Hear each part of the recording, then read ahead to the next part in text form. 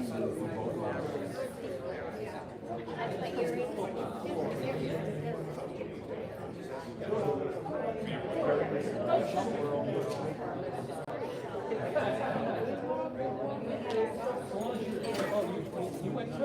stayed on campus at the Kendall Hotel. It's actually on campus on Main Street near Kendall Square. Oh, okay. I wanted to sit down.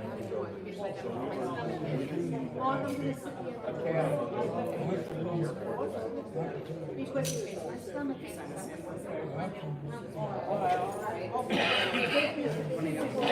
I'll go here, it's okay.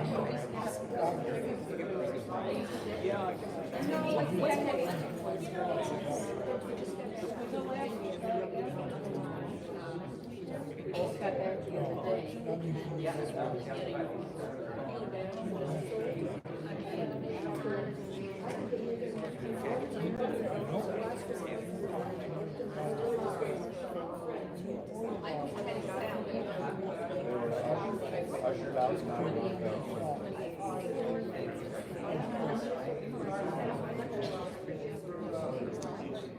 We had a reception.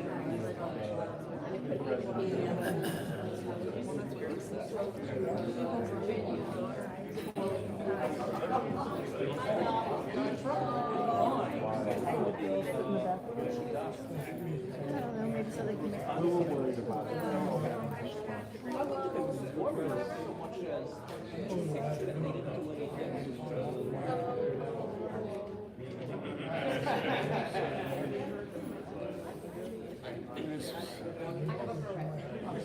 I'm sorry, we missed your pop-up.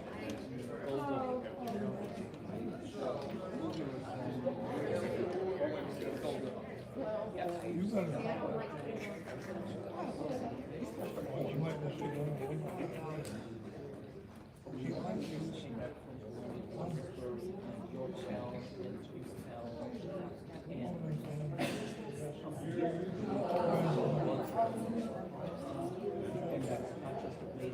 You might want to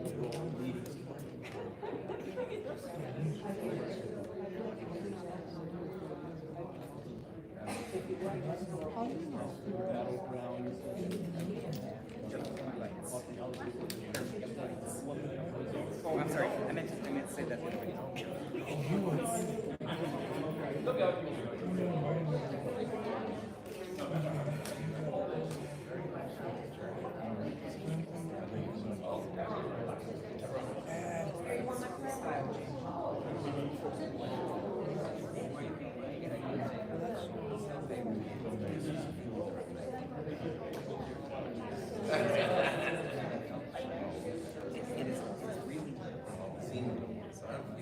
My father's household, right, Abram. Thank you for having me.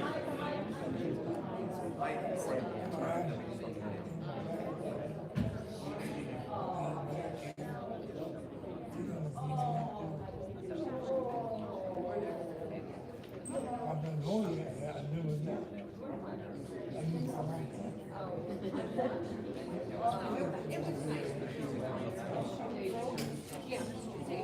Shall we sit in this one side? I was gonna go, oh, I'm gonna go left. Or do we sit this way?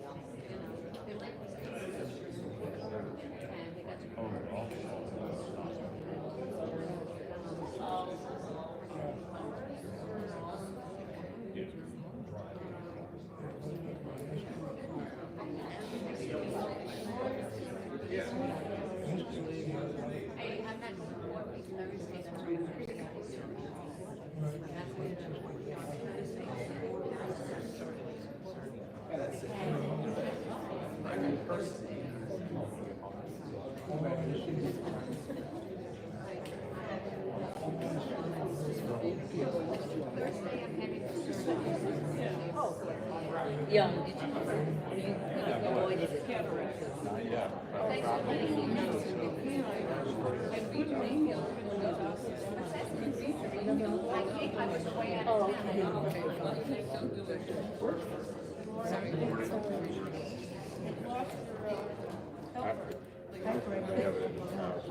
It might be a little unsteady. I started with plenty.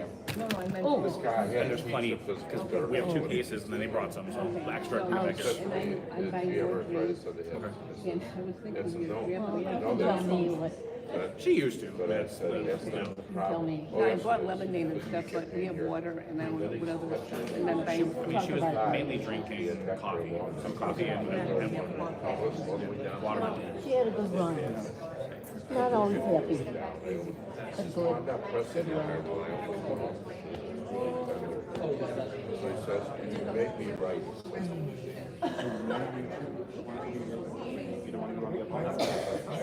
Sure. You have to, I'm not dressed that well.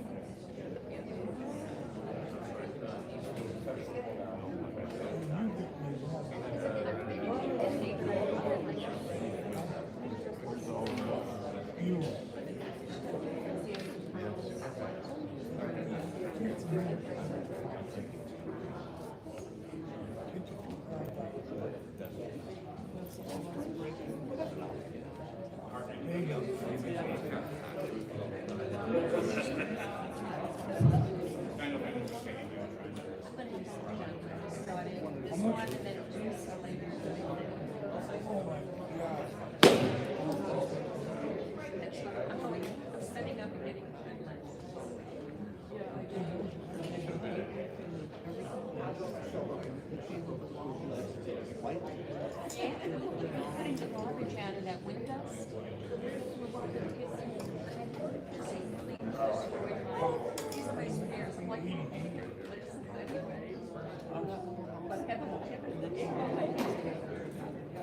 I think the glasses could be, and I mean, if the glasses.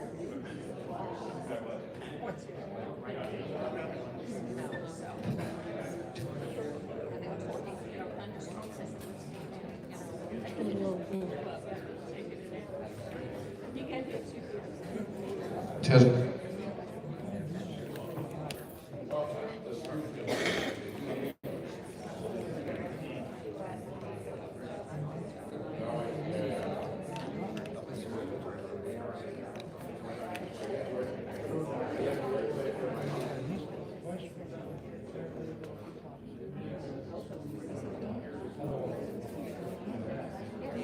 Because this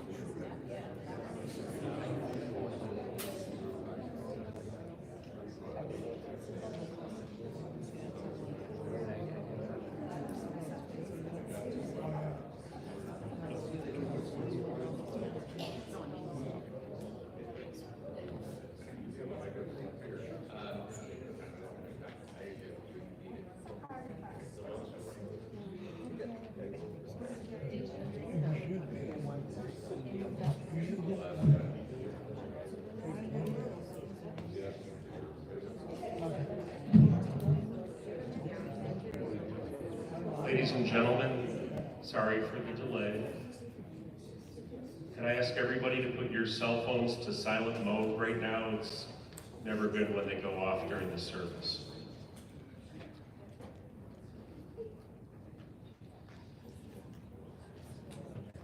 The funeral service is going to be conducted by Rabbi Edward Feldheim. Wrong, there wasn't Rabbi Edward. Rabbi Edward Friedman. I should have my glasses on. And at the end, we're going to have some music by Meg Papadilias. Meg, is that correct? Papadilias? Anyways, Rabbi, please come. Rabbi Friedman.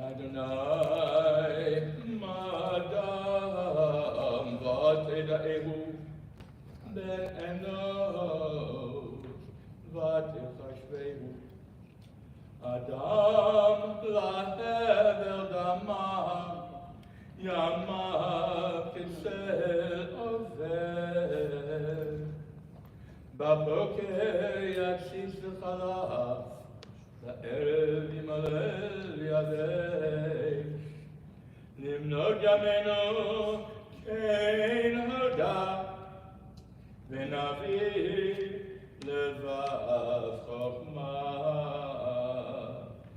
Shemorta Morei Yashar, Ki Acharit Le'ish Shalom.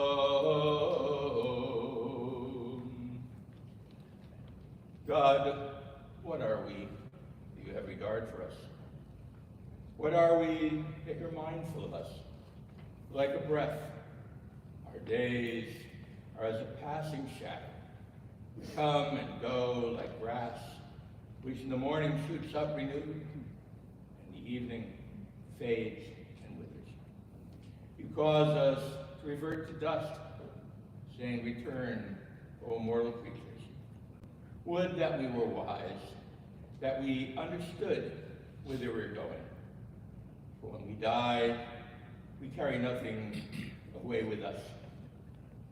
Our glory does not accompany us. Mark the wholehearted, behold the upright, they shall have peace. God, redeem the soul of your servants, and none who trust in you shall be desolate.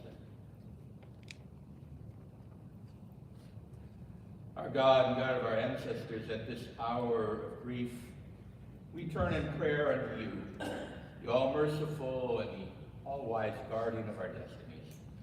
You are our loving Father. In the fullness of your kindness, you lead us in the paths of life. The light of your goodness ever illumines our steps. Even when we are in the valley of the shadow of death, we feel your presence. We see your hand in all that comes over us and reverently submit to your decrees. You who have made man and woman know what is best for them.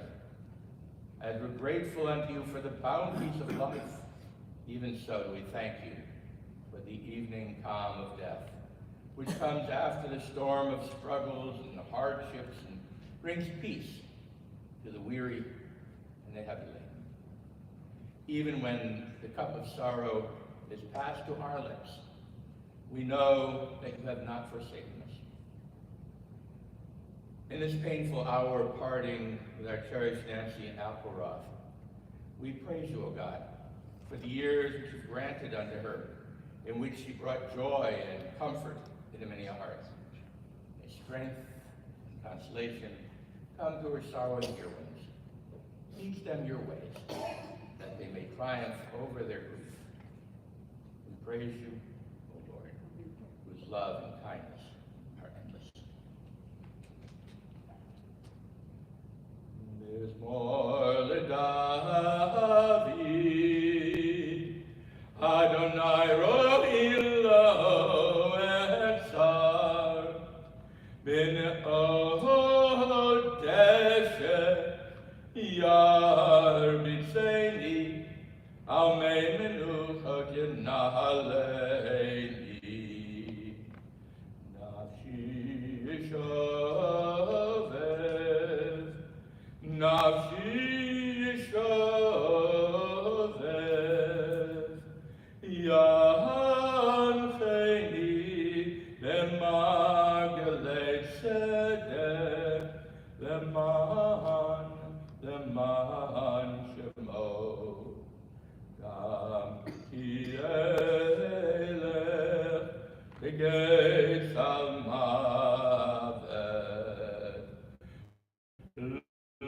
lo irara iata imadi iftecha umishantecha iftecha umishantecha hema yenachamuni taruch lefanai shulchan taruch lefanai shulchan taruch lefanai shulchan neged sorerai ishanta vashemen roshi ishanta vashemen roshi ishanta vashemen roshi Oshirevaya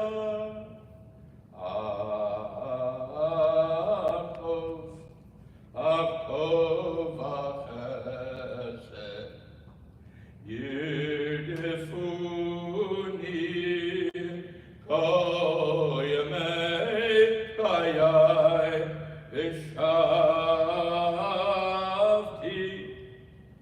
Shavti beveit Adonai Shavti beveit Adonai Liorech Yami. Translation of that psalm is in your pamphlet. Let's read it together. Middle of Psalm 23. The Lord is my shepherd, I shall not want. He maketh me to lie down in green pastures. He leadeth me beside still waters. He restoreth my soul. He guideth me in straight paths for his name's sake. Yea, though I walk through the valley of the shadow of death, I will fear no evil. Thou art with me. Thy rod and thy staff, they comfort me. Thou preparest a table before me in the presence of my enemies. Thou hast anointed my head with oil, my cup runneth over. Surely goodness and mercy shall follow me all the days of my life, and I shall dwell in the house of the Lord forever. There's so many new translations of this psalm. I like the old-fashioned one right here. So I'm glad that they put that one here. I have an app with that translation. I can't stand. Anyway, that's the old faithful, and I thought that would be appropriate for us to read together. We are witnesses today, witnesses of the passing not only of a beloved member of our congregation and of this community, a part of our Aurora Jewish family for nearly 75 years, but we are reminded of the passing of a generation as well. Nancy Apfelroth was, as far as I understand, the last of several members of her congregation who were survivors of the Holocaust, who were perpetual witnesses among us, reminders of the horrors of that period of time, and symbolic exemplars of the ability of our people to regenerate and to begin anew, to create new life, even after the most diabolical efforts to wipe us off the face of the earth. Nancy was born On June 29th, 1927, as Natska Goldshire, I'm not sure if I pronounced it properly, Natska Goldshire. And though her family lived in Sosnowiec, Poland, she actually was born in Berlin, about a month prematurely, while her parents were there on business. Her father, Alter Goldshire, had a trucking business, and he and his wife had gone to Germany for some reason, and there Nancy was born. Alter and his wife Esther had 3 children. Natska, Nancy, was the oldest. She had a sister about 6 years younger named Inja, and a brother 10 years younger, Inish. In an interview in 1996 for the Shoah Foundation, Nancy recalled the years of her childhood in Sosnowiec. I hope I'm pronouncing that right. It was a happy time with many relatives, perhaps about 100 cousins who lived nearby, and they regularly saw each other and they got together. She remembers little of her brother, who was only a baby at that time, but she and her sister spent some time together, since often she was expected to watch over her while her mother took care of the baby. She was the little sister you had to bring along with you. You went out to play with your own friends. She said she was a bit of a tomboy. But we recall various games the kids played. They played hopscotch and jump rope, among other things. But as well as she remembered the family gatherings, the celebrations, her nearby school, and other warm memories of those years before the war. During the summer, she often got to ride with her father in his truck as he went to various places on business. She even went with her father on one of his business trips to Krakow, and from there to the town of Auschwitz. Wasn't called that at that point, that's the German name, in 1937, before it achieved its notoriety. And she reported that at that time it was a rather small, sleepy farm town with lots of land around it. She even picked some strawberries in a field to bring home with them. She also remembered her mother being a very caring person. She recalled her mother baking cheesecakes and strudel and various other baked goods. Her mother also used to make preserves and canned fruits and vegetables and made candy out of orange peels. All these were very tender memories. Her mother ran a store of dry goods and business and a little store as well, and she recalled the festive Shabbat dinners her mother prepared. And though her family was not strictly observant, her father used to walk to the synagogue on Shabbat mornings and holidays, and sometimes she went with him. And she also recalled the food, the cholent. Cholent with kishke. You have to be Jewish to know what a kishke is. But the kishke, they translate it stuffed durma, which is a great euphemism. They would take it to the ovens of the baker before Shabbat on Friday afternoon to simmer overnight, and then brought home for lunch on Saturday. Nancy goes on to describe life in her town during these years of her childhood and her school days where she enjoyed art and sports activities, not so much into academics. She also attended some religious instruction as well. Of course, all this changed suddenly and drastically in 1939 with the Nazi invasion of Poland and the outbreak of World War II. At age 12, she no longer was allowed to attend a local school. She recalled incidents of anti-Semitism prior to this time, even though her town was majority Jewish, 60% Jewish. And anti-Semitism became much worse and obvious with the advent of German rule. She witnessed the German soldiers shooting randomly and gunning down innocent people in the streets. Life became unbearable. Polish money was now worthless, so they suddenly were impoverished. Food was in limited supply. The Germans appropriated property, put people to work for very low wages, executed people publicly for minor infractions. There was a time of fear and hunger. It became hard to deal with, and many of the details she later suppressed and did not remember many of them years later. Eventually, the Jews were rounded up in a stadium, and she was separated from her parents, from her sister and her brother. She watched as maybe 100 family members and various cousins and uncles and aunts were rounded up and put onto cattle cars. And there was nothing she could do. It was the last time she ever saw them. Very few survived of her family. She was taken to a ghetto and she tried to hide for a time, and eventually though ended up in a work camp for 2 years processing flax into linen thread. And then at age 15 she was taken to another camp, and this time in a cattle car. And her job there involved making bullets, she said. She described the difficult life in these camps as a young teen. Ultimately, though, she was liberated by the Soviet army. She found her way back to Poland, quickly decided there was nothing left there for her. In fact, she asked me about that a few weeks ago. She says, how many Jews are left in Poland? We looked it up, 6,000 or something. I don't want to go back there. She managed to get to Czechoslovakia, though, where the Haganah was helping people to get to Germany, where the United States troops were stationed. And after the war, she met another survivor from Krakow who was in Germany, a man by the name of Ulrich Apfelroth. And they were married a few months later in Germany in 1946, once civilly, and a few months later they found a rabbi to marry them Jewishly. Her husband was in the leather business. They lived fairly well for a time.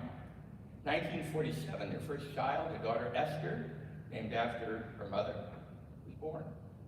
They remained in Germany until 1950, but decided they wanted to relocate and leave Germany. They could have gone to the new state of Israel, but due to fear of bringing a young child into the ongoing war at that time, they opted to go to the United States instead.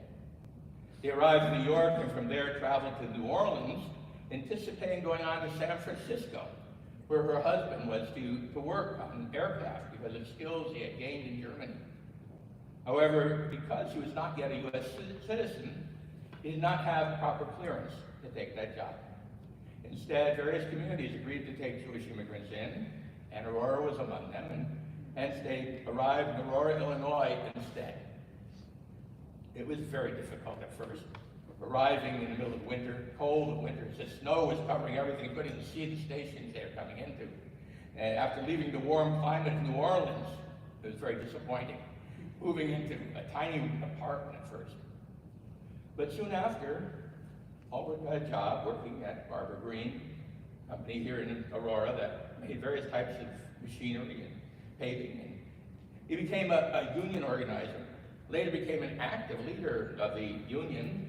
And Nancy also found work. She worked in a dress shop over the years, and she worked in 2 different dress shops, eventually becoming the manager.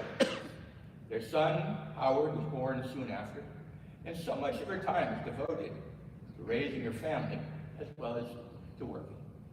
Over the years, their situation improved. They became comfortable in Aurora. She became involved in the Jewish community, helped out on sisterhood projects like the rummage sale and other activities. And she got to travel frequently as Ulrich traveled to meetings and conventions. She visited some family members who had survived the Holocaust and were living in New York or Connecticut.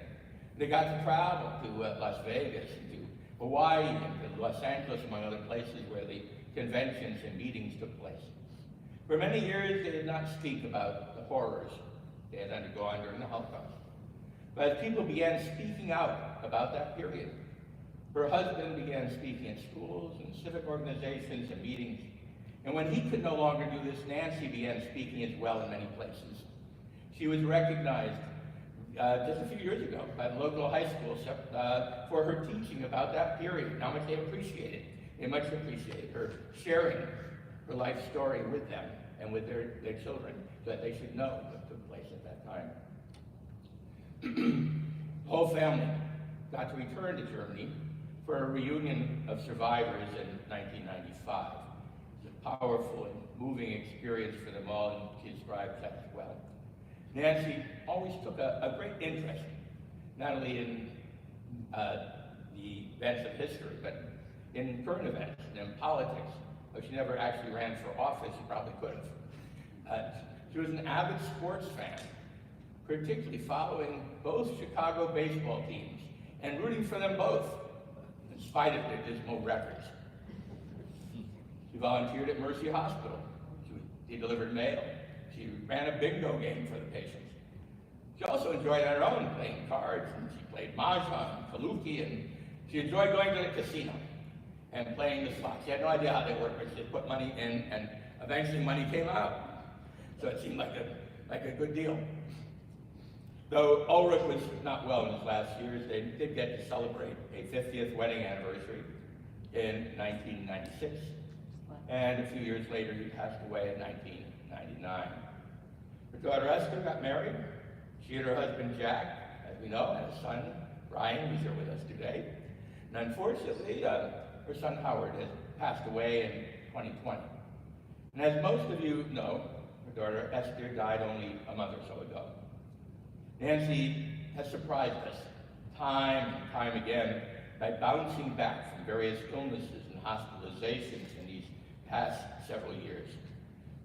She seemed to be on her deathbed and then came home, sitting back at her, I called it her office. She would be at her kitchen table. And I came in, I brought her some fish dip, thought that maybe that would perk her up. And anyway, she did for a while, but she was in and out of the hospital. And then they put her on hospice several months ago, and we still hope for the best. We even teased her about what kind of frosting she wanted on her 100th birthday cake. Now, obviously, it would have had to be chocolate. But as we know, her illness overcame her. And that event, as we know, will not take place, and she did not quite make it even to her 97th birthday, which is on June 29th. We're saddened by her loss. And we extend our deepest sympathy to Brian, as once again he's lost a dear family member whom he devoted so much time and energy to care for. We pray that the Almighty may send consolation to him and to other members of the family. Accept, O Lord, we pray, the soul of Natha, but alter the Esther. That's the way she told me her name was Natha. Nancy Apfelroth. Tacha Tisekavo, beneath the throne of thy glory. Inish matat surah et suror hachayim. May her soul be bound up in the bonds of life.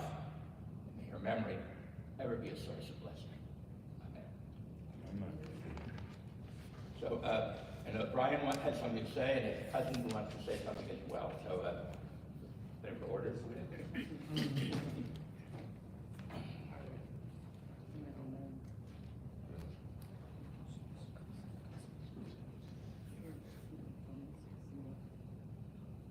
Hi, my name is Jeff. I'm sorry, Nancy and my father were first cousins. One of the first stories I heard about them, they're both concentration camp survivors. After the war, the big thing was, and after when the Holocaust survivors were freed, were liberated, the next task was to find their loved ones. And they didn't have passports or visas, and they really had to improvise when they were crossing the borders. So my father tells a story when, Nancy and him were on a train, and they were crossing a border, and there were some guards on the train. So my father said, jump, and he pushed off the train, and he jumped too.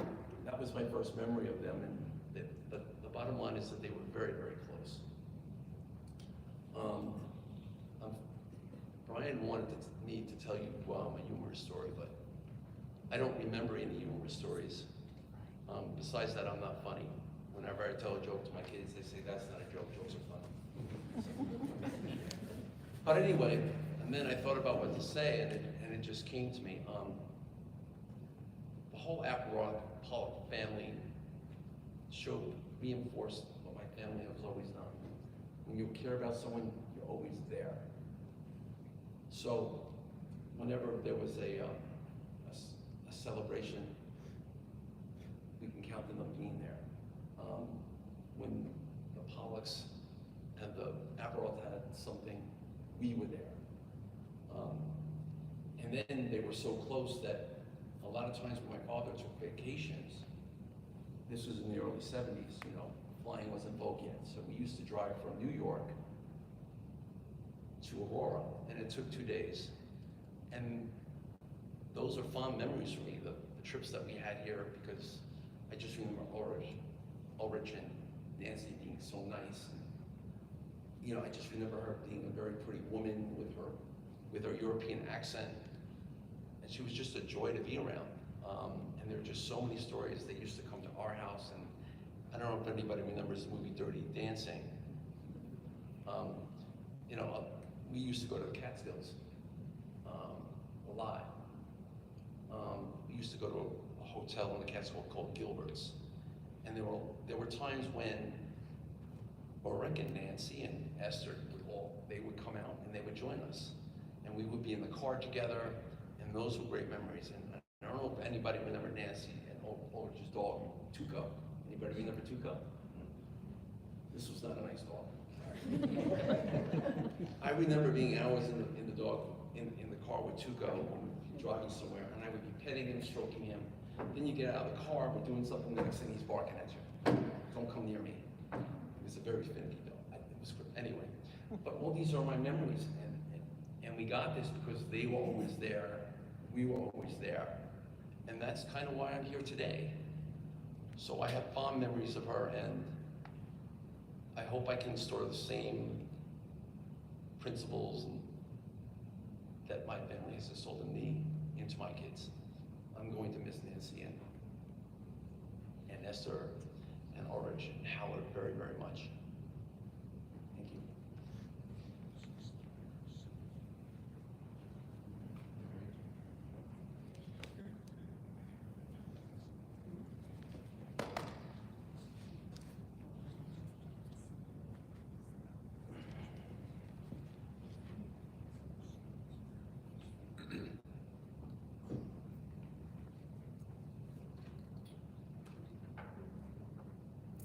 Yeah, use the mic. See if that helps. Yeah. Now it's worse, we can hear you. That's great. Okay, I'm not wearing a wire. What the heck? Get it off access.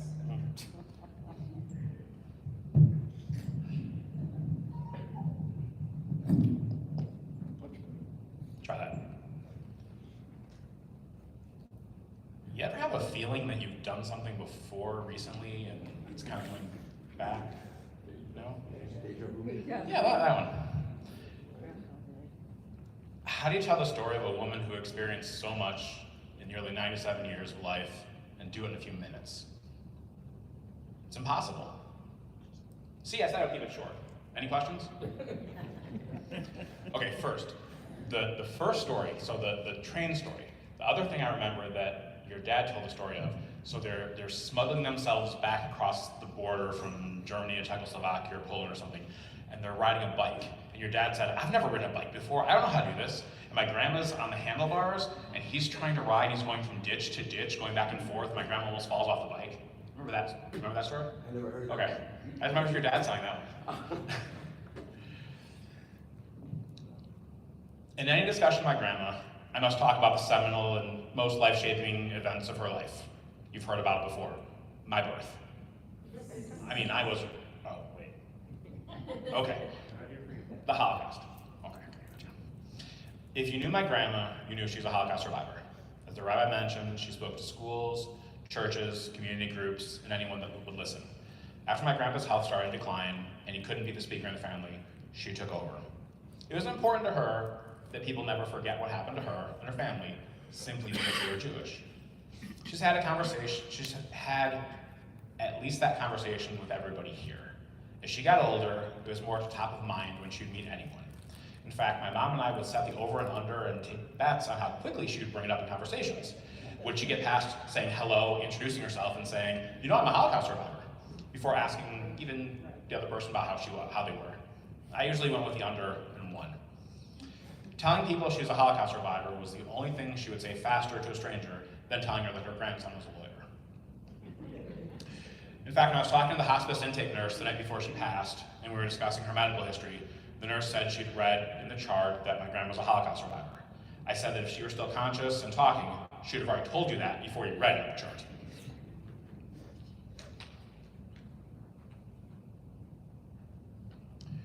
My grandma experienced so much pain and hurt in life, losing her parents, her sister, her brother at 14. Can you imagine the trauma of being barely older than a child yourself and seeing your parents and siblings being taken away from you, not knowing what will happen to them and where they're going, not knowing what will happen to you now that you're on your own? Hearing her talk about going up to her father at that soccer stadium and taking that little crust of bread and water that she had and trying to give it to him, and having him tell her that it's okay, you keep it, you're gonna help us, we'll see you again. He knew what was gonna happen, but how do you tell the 14-year-old, that she's gonna be on her own? And then watching my grandpa's extended illness and deterioration, and them not getting to enjoy those retirement years together, outliving both of her children. It'd be easy to talk about her faith in the face of pain and death, everything she experienced, compare her to Job. That speech would write herself. I wouldn't even need ChatGPT for that one. But I think she had enough loss in her life. Besides that, as the rabbi mentioned, her story's out there. After Spielberg did Schindler's List, he started a foundation at USC and went to record all the survivors that they could. And so it was over 2 hours of, there's a VHS somewhere in the house, but it's all there online. And so her story's there for everyone to see, and everyone that could do this while they're still alive. My cousin Al, some of the other cousins did it. So it's great that that testimony is there for everyone to see. So instead of talking about that stuff, let's talk about the good stuff. Let's talk about what made her who she was. She loved playing cards. As I mentioned, Rabbi mentioned, she used to play cards. She had a game like 3 times a week. It was a real thing. You were set there, they would rotate from house to house. They'd play Mahjong, they'd play Kaluki, which was kind of like a gin rummy game. And after others in the group that were in that original group passed, she started teaching Mahjong to others. So she had a game, I think it was Monday nights, where she was trying to teach Mahjong to the next generation. It became a little bit harder once the dementia kicked in, but they still liked to come over and sit with her and talk, and it made her feel like she was still doing something and teaching everyone, passing things on to the next generation. As she got older, she would play solitaire, or solitary, as she called it, sit in the kitchen table. She'd play during the day, and then when she couldn't sleep at night, she'd get back up and wander in the kitchen and play there for a while. She said that would keep her mind sharp. She also enjoyed winning. So she had some creative rules.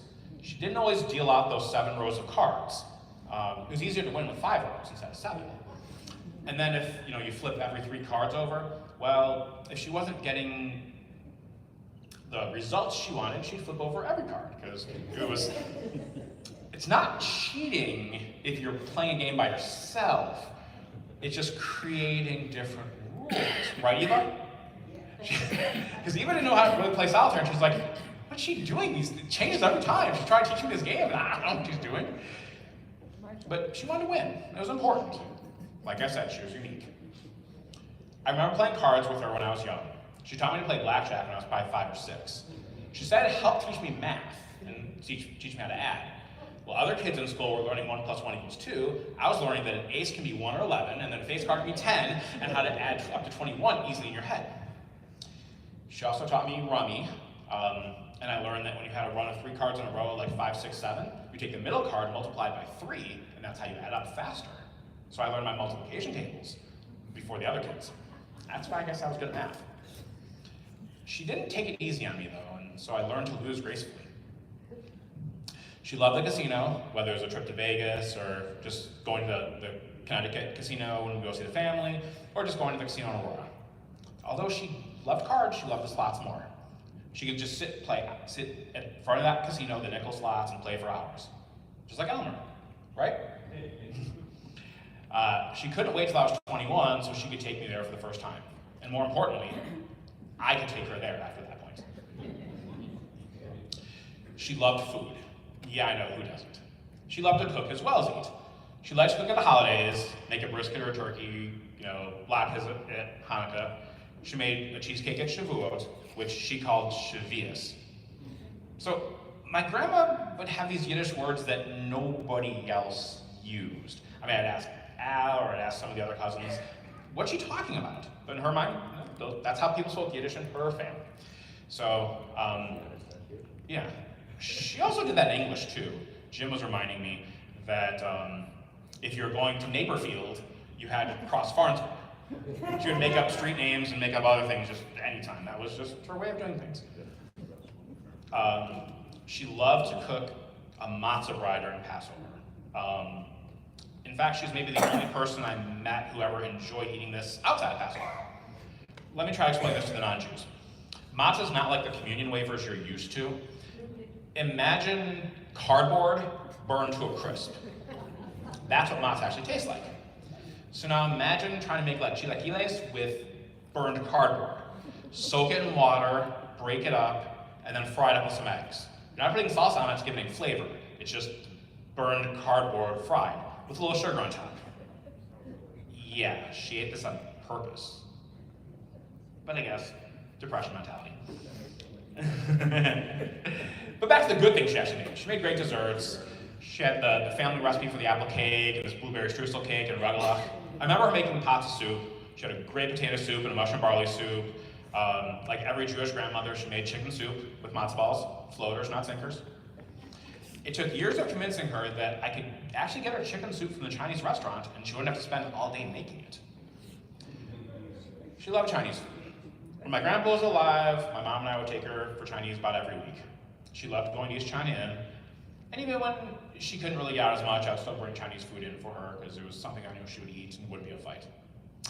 But it was at Chinese restaurants where she had some of her nanciest moments. Yep, you're getting it.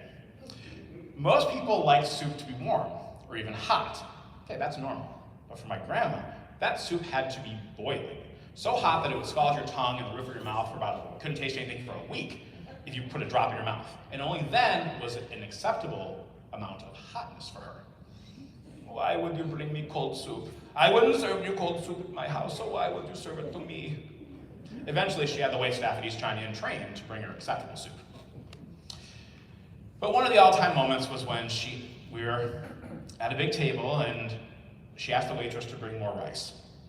Now, perhaps you didn't notice, my grandma had a slight bit of an accent. This waitress with limited proficiency in English probably hadn't heard an accent like that. So she comes out with a big bowl of ice. My grandma went off. I asked you for more ice. You brought me a bowl of ice. Why would I want a bowl of ice when we're eating Chinese food? I asked you for rice, but you bring ice. You don't understand me. Rice, not ice. I want more ice. America missed out on a treat. I always wanted her on a reality show. There was no Golden Bachelor back in the day. That's Elmer anyway. Next Golden Bachelor. But just put her on a reality show and wait for the comedy gold. I kind of had this idea of putting her in a house with someone else who didn't really speak English, and just watch them try to talk to each other and not understand each other. It'd been great. I mean, you would have watched it during COVID. I mean, come on. It would have been a hit. Eventually, towards the end, she got more tired and she would say she didn't want to eat, but she still ate. She'd have a good breakfast in the morning and then forget and have another breakfast. And when she didn't want to eat, we'd just start giving her some watermelon or some chocolate, and she'd look around. Oh, is there some bread over here, or some cookies, or some cake? And she would keep eating. In the 3 months or so when she was in hospice, I think she actually gained weight because she still had that desire. Because there was always a midnight snack where she could have some soup or a slide or some more cake. Mercy would send me pictures late at night of her sitting up at the kitchen table and eating. It was always a joy to see her enjoying the food. She also loved to talk about politics and watch the news to know what was going on. She saw so many of the injustices in the world and needed to know what was going on so she could stand up. I remember during when she was giving the presentation for Shoah, I think it was Bosnia was happening at that point, and she was really outspoken about what was happening to the Muslims in Bosnia at the time. When you see genocides around the world, you have to speak up, and she's instilled that in us as well. But she loved politics. Even when she came back from the hospital in February, we were going through the mail and she saw some of the campaign mailers. And she asked if she'd missed the election. I said, no, of course not. So she said, how do I vote? I said, you get your ballot, you can vote. Oh, great. She always wanted to make sure that she didn't miss her chance. She was a good Democrat until the end, but unfortunately she lives in King County where we take election security seriously, so she won't be able to vote in November. Volunteering and charity were always very important to her. She worked as a volunteer at Mercy Center for over 20 years. She worked in the mailroom and delivered mail and letters to postcards to people in the hospital. Let me explain this to the millennials in the crowd. There were no cell phones and no text messages. When people were in the hospital for a long period of time, back in those days, the insurance company didn't throw you out after 5 minutes after surgery. So your family would write you letters on paper. And so she would deliver these letters. They were written by hand, even with cursive. I know, foreign concept. Doesn't that sound nice and quaint? Then people smoked in the hospitals then, so it's maybe not all perfect. They also had bingo games, and she would, I remember seeing them on TV, they'd call the bingo games, and she'd deliver the cards and the prizes to the rooms. As the rabbi mentioned, she loved baseball. It always amazed me that with her short attention span that she could sit and watch an entire baseball game, or even 2 games. She was a Cubs fan, but she also loved baseball so much that she even watched the Sox. She watched games, and after my grandpa passed, Eva became her baseball buddy. She watched the game whenever it was on. She would call me when something good happened in the game to let me know and ask if I was watching. I usually wasn't. Thank God for the internet, so then I could look up and find out what she was talking about. Oh yeah, that was a great hit, that was a double, yeah, that was wonderful. It also helped when she would watch the replay of the game the next day, and she'd forget that she'd watched it before, so I could tell her what was going to happen. If only I had bet her on those things, maybe I could have made back all that money she took from me playing blackjack as a kid. She loved her family. Despite losing her entire family as a teenager, she was lucky that she had 4 first cousins who survived, who were like her brothers and sisters, Al, Ann, Joe, and Rose. She loved going out east to visit the family. As Jeff mentioned, we had many good memories, even before me, of going out to weddings and celebrations, and even just the average trip to New York and Connecticut over the summer. I've been going through the pictures, and you can see the smile on her face when she was around the family. She was lucky enough to have met her partner in life just months after being liberated, and had 2 children of her own. No matter what the Nazis did to her family and tried to do to her, they failed. She survived and built a family and built that legacy. And if you knew her, you knew that she loved people. How do you know? Because she told you. She didn't end a phone call with me or my mom or family or friends without saying, I love you. She loved to talk to people. The listening part, not so much, but she liked to talk. She loved to be around people, no matter what she was doing, whether it was playing cards, traveling, going out, volunteering, just talking. Even towards the end, when she was at home, she enjoyed when people came to visit her. As the rabbi said, she was at her office table, she'd brighten up, get her all ready, and she'd sit at the table. Eventually she'd get tired and want to go to sleep, but she really loved when people would come over and see her. She'd perk up when she heard that someone was coming over. She found that extra energy to sit up in the recliner or sit at the kitchen table when someone came to the house. Even though she couldn't entertain like she used to, she was trying to do as much as she could for her guests. That's just the person she was. We're all gonna miss that. But she has a lot of listening to do now that she's been reunited with her parents, her siblings, her husband, children, cousins, and the rest of the friends and family. She's probably making a big pot of soup right now. I just hope that someone brings rice and not ice. Really awkward. I don't know if you're gonna, it won't be right now, but I wanna take it going. Meg Papadolios, who was my music teacher in high school and a dear friend, is going to play a song, Rosen Kinsman Bamblin. It's one of the old Yiddish songs. When I was watching the video over the weekend to get my mind straight, she was talking about when they were in the cattle car going from the first concentration camp to the second one, and they were praying and talking, but they were singing some old Yiddish songs. And so one of the songs she'll be playing for you is that. We used to sing it when I was in high school, but since this is going to be on YouTube forever, I'm not singing today. Spare you that. But so she'll be playing that as probably at the end. Yeah.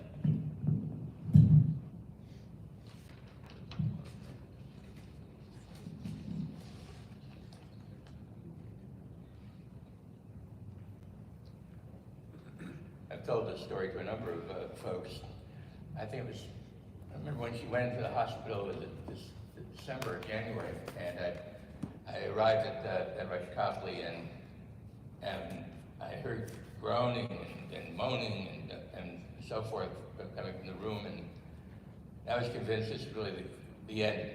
This is the last at that point, and then I came in the room, she didn't open her eyes, didn't say anything, she just continued to groan and moan, and her assistant there said, she's not eating. She won't eat. I made brownies for her, and she wouldn't even eat the brownies.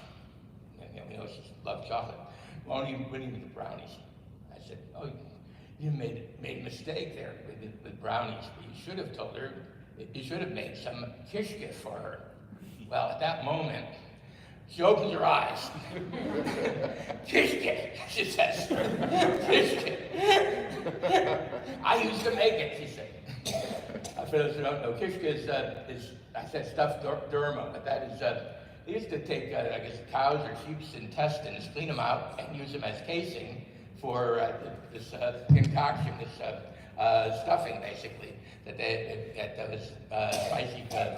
She had sent me actually into Chicago. Well, I was going into Chicago. She heard I was going to Chicago to get some meat one day, and she said, "Can you bring me back some kishke?" So I brought her some kishke several years ago, and so I remembered that at the time. I said, "Oh, kishke is the thing you need for her." And oh yes, so I had to go get some kishke for her again when next time I was in Chicago. Brought back some kishke, and so she had. And so it was a picture of me. Now, we forgot to put the kishke in the picture. It was a picture of the two of us standing together at her kitchen table. She's sitting at the table, and I'm standing next to her. But that was after she received the kishke gift. She continued to be excited by kishke and any type of food, as Brian indicates. She was a foodie, I guess is the term I would use today. And I enjoyed, coming to visit with her. I was even when she went into hospice, I a couple times sat with her at her bedside, and she started asking me about the Jews of Poland today, and about this and that and the other thing. And she says, I have a place, she says, in Illinois. You gotta come and visit me there. I said, I think I'm there.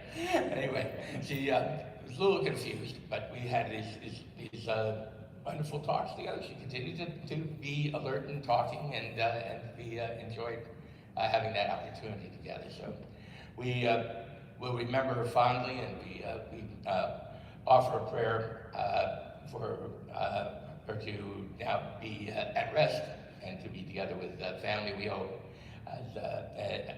on high. And so please rise for the Tashkava, the El Menorah.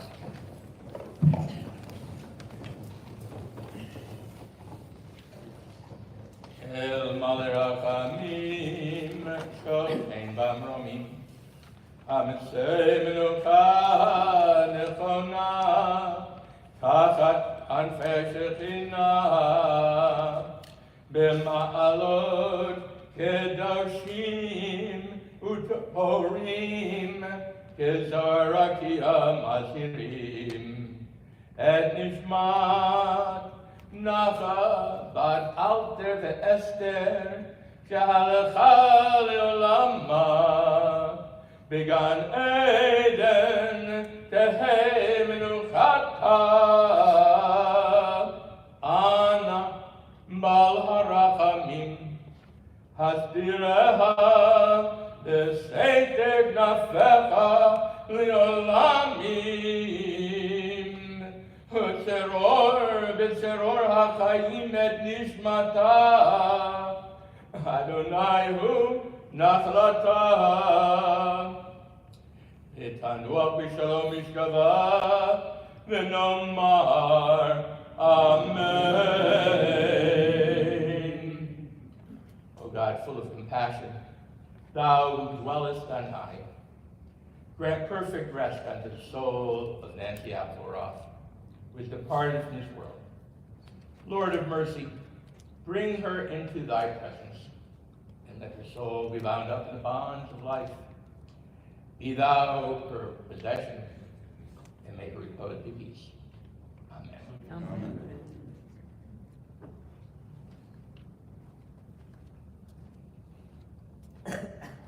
Those in mandolin, raisins, and almonds.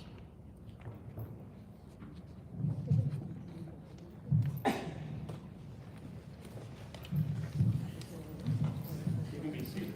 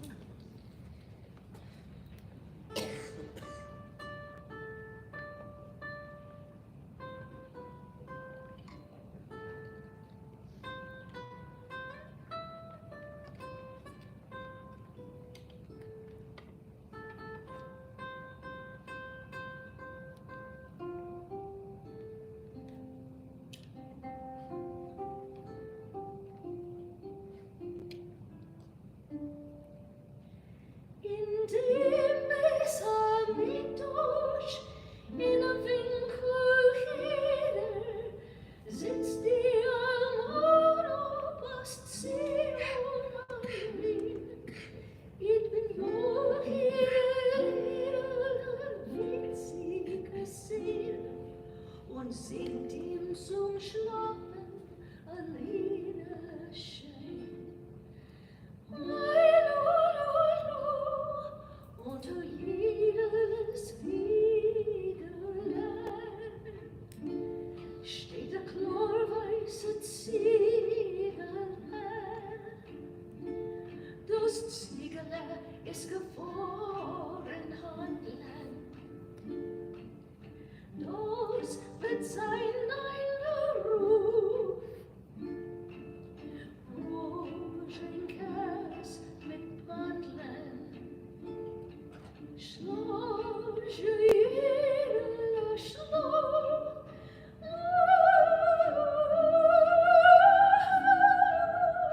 Schlaf, I love you.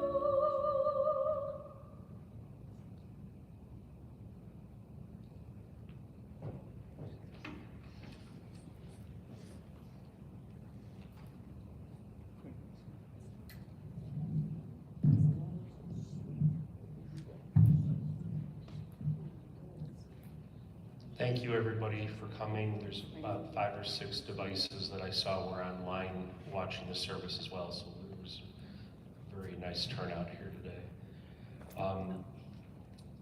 The interment's going to take place at Lincoln Memorial Park. We'll be forming a funeral procession in the parking lot. We'll give you flags and/or stickers to put in your car. Please drive with your high beam headlights on and your flashers.